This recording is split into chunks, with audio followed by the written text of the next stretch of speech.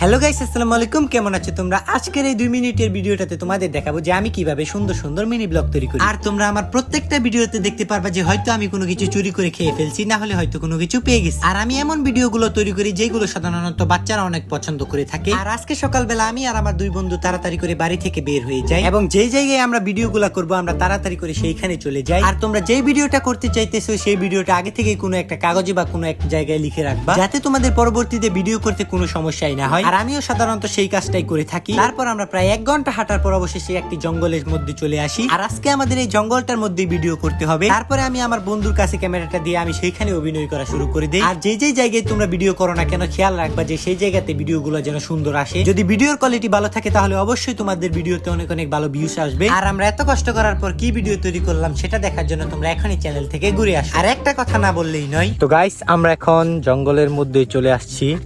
আর এখন আমাদের এইখানে একটা ভিডিওর শুট নেওয়া লাগে।